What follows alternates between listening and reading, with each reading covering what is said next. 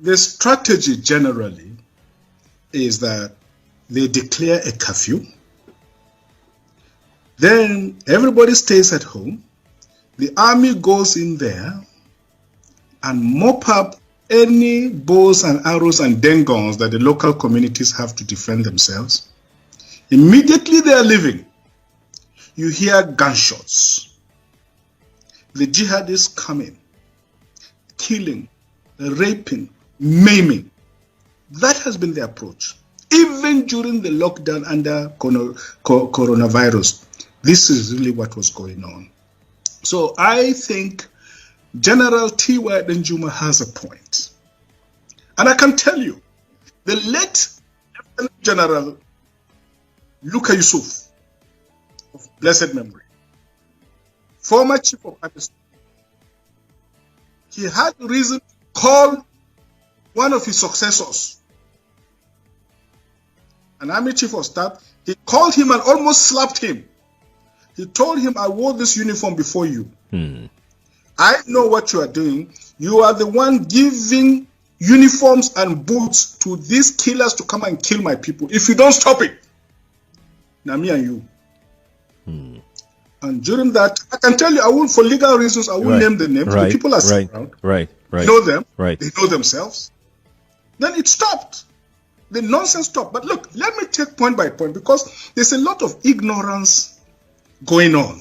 Malam Usman, look, fighting went on, and there was a lot of fighting, and youth blockaded the roads and did some nasty things. We don't approve of that. But if it is true, it is a Muslim attack on Muslims. What does that got to do with land? What does that got to do with land? Why don't you leave it on the sphere of just religious killings and so on? Why do you want our land? Why? Does it occur to you that anywhere you people settle, the place becomes a desert? I don't know whether you understand that. Anywhere you settle, that place becomes a desert. Look at history and look at geography of the world. Anywhere these people settle, the place becomes a desert. It becomes cursed without blessing. That's why you want other people's land. Please go back to your desert and leave my people alone. Please. 2. Ade talks about judgment day. I agree with you. Judgment is coming, because you cannot disembowel pregnant, expectant mothers. You cannot kill innocent children and elders, and their blood touches the ground, and God will not judge. Judgment is coming. Those people who have done this wickedness will carry their own shit with their own hands. Excuse my language. It's all right. The time is coming. Mark my words. Obadiah is a minor prophet in the Jewish Old Testament. So mark my words. Judgment is coming.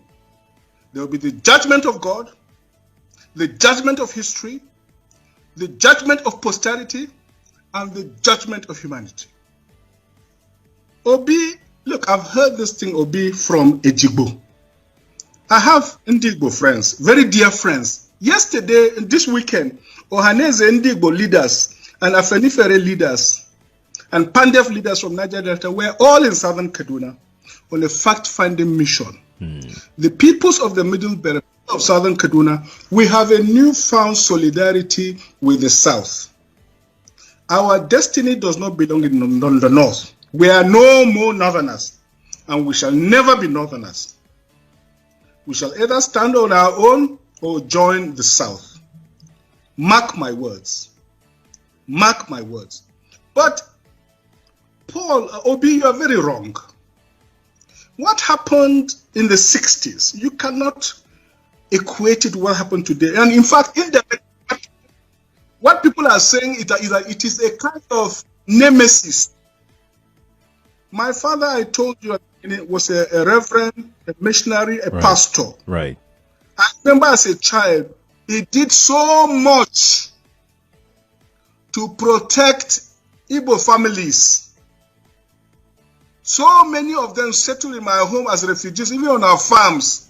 He did everything to protect them, to feed them, until they nearly killed him and killed all his family for protecting Igbo. So it is not everybody that took part in that wicked enterprise, in that pogrom against the defenseless Indigbo people.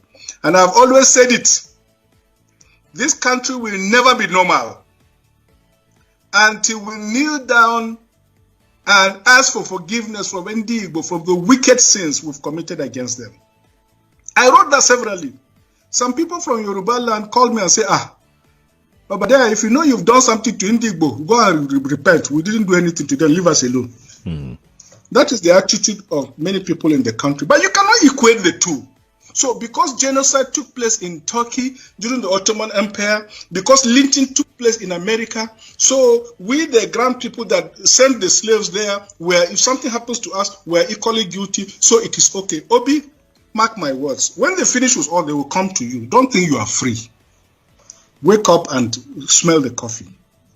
As for Mr. Paul, the role of the police, security, and so on, look, we have reason to believe that the full apparatus of the military is behind the banditry and violence because it is a global jihad. They are financing them, they are giving them uniforms, they are disarming our people and allowing them to come and kill and rape and maim. So Lieutenant General Theophilus Yakubu Denjuma is perfectly right.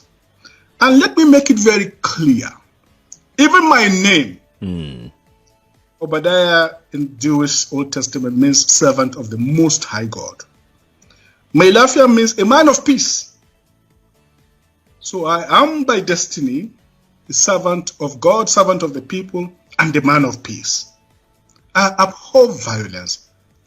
If you could see my hands, I have never lifted my hands to commit violence, either in word or speech or action. I belong to the Martin Luther King school of thought. But let me make it very clear. Our Constitution protects the right to life. Right. It enshrines the principle of self-defense. So it is true of municipal law as it is of international law. International law and the law of nations gives a people who face an existential threat to their very survival the right and, in fact, the bounden moral duty to defend themselves, to defend their communities, to defend their church, and to defend their families. No one can take that right away from them.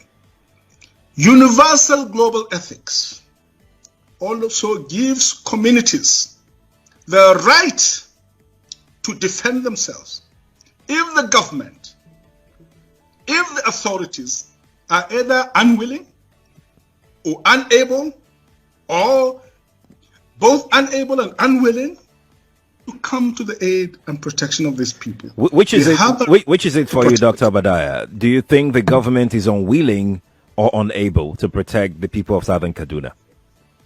In fact, it is not only unable, it is unwilling, and we have good reason to feel that they are part and parcel of the killers. Let me make some revelations to you. That's a very big allegation, Dr. Obadiah. The government is part and parcel of the killers. Yes. That's big. Yes. Yeah. Okay. How would the government just say, oh, it is revenge killing and so on? Then you leave it there. Oh, because it is revenge killing and so on and so forth. The body language of this administration, the body language of the state government shows clearly that they have a hand in the killings. No doubt about it. Because, you see, General Abacha, and people don't give him his due. Do you think you would have tolerated such nonsense? General Abacha famously said that if an insurgency lasts for more than 2 days, the government knows. That is the real and the truth. And let me make some revelations, because some of us also have our own intelligence networks. Okay. Have met with some of the bandits. We have met with some of their high commanders. 1 or 2 who have repented. They have sat down with us, not once, not twice. They told us that one of the northern governors is the commander of Boko Haram in Nigeria. Boko Haram and the bandits are one and the same thing. They have a sophisticated network. During this lockdown, their planes were moving up and down as though there was no lockdown. Moving ammunitions, moving logistics, moving money, and distributing them in different parts of the country. They're already in the south, in the rainforest of the south. They're everywhere. They told us that when they finish these rural killings, they will move to phase 2. The phase 2 is they will go into the urban cities, going from house to house, killing prominent people. I can tell you, this is the game plan. By 2022, they want to start a civil war in Nigeria. Don't joke with what I'm saying. I have a PhD from Oxford University. I'm a central banker. We don't talk nonsense. So don't joke with what I'm telling you. I have this from the highest possible authority, higher authorities of some of the commanders of the killers and Boko Haram. You said northern governors, past or present, Dr. Obadiah? No, current. No, they said one of them is the commander of Boko Haram in Nigeria. One of them. And they are not looking for money. They have more than enough money. In fact, he told me they just came back from one of the Middle East countries in private jet, full of ammunitions and dollars. Did they tell you, Dr. Obadiah, why they would want to cause civil war in 2022? Yes, so that they can continue in power.